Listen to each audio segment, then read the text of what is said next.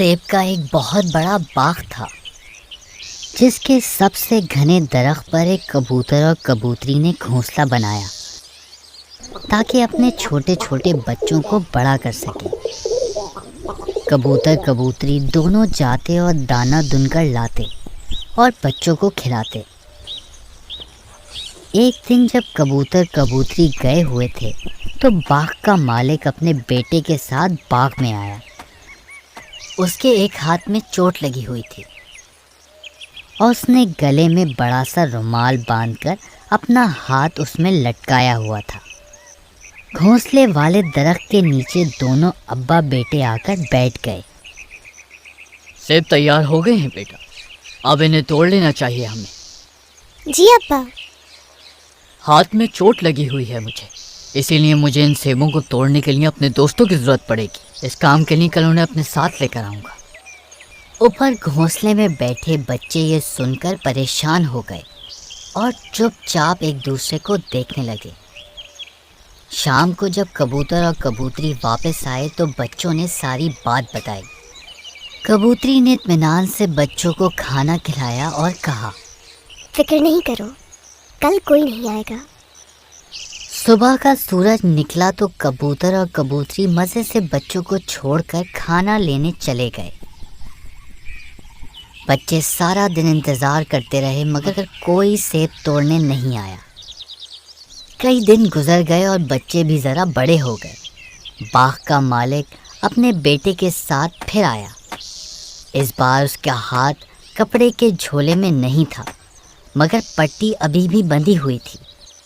مالک اپنے بیٹے کے ساتھ اسی درخت کے نیچے بیٹھ کر کہنے لگا، پچھلی بار میرے دوست اپنے کاموں میں بہت مصروف تھے، اسی وجہ سے نہیں آ پائے، لیکن اس بار وعدہ کیا ہے انہوں نے مجھ سے کہ سیب توڑنے میں وہ میری ضرور مدد کریں گے اور اپنا وعدہ پورا کریں گے۔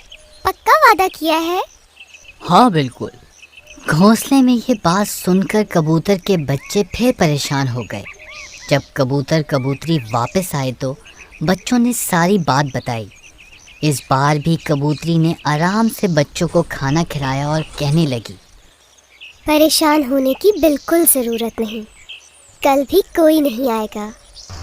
اور یہی ہوا۔ دوسرے دن بھی کوئی نہیں آیا بلکہ کئی دن گزر گئے اور کوئی نہیں آیا۔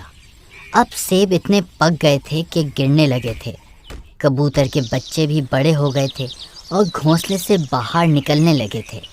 کبوتر کے بچے گھونسلے سے نکل کر شاخ پر بیٹھے تھے اور انہوں نے دیکھا کہ باغ کا مالک اور اس کا بیٹا باتیں کرتے ہوئے آ رہے ہیں۔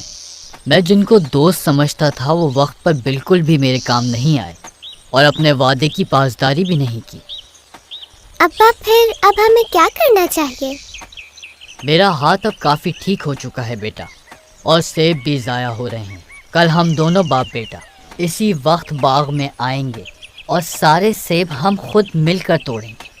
شام کو جب کبوتر اور کبوتری واپس آئے تو بچوں نے پھر بتایا، آج پھر باغ کا مالک آیا تھا اور اس نے کہا کہ کل وہ خود ہی آ کر سیب توڑے گا۔ کبوتری نے یہ سن کر اطمینان سے بچوں کو کھانا کھلایا، پھر کبوتر سے کہا، ہمیں آج ہی دوسری جگہ تلاش کرنا ہوگی کیونکہ کل باغ کا مالک سیب توڑنے آئے گا۔ بچوں نے پوچھا، آپ کو کیسے معلوم؟ کیونکہ مالک نے دوسروں پر بھروسہ کرنا چھوڑ دیا ہے اور وہ اب اپنا کام خود کرنا چاہتا ہے، اور وہ کر لے گا۔ کبوتر اور کبوتری نے بچوں کو ساتھ لیا اور سیب کے درخت پر خالی گھونسلہ چھوڑ کر اڑ گئے۔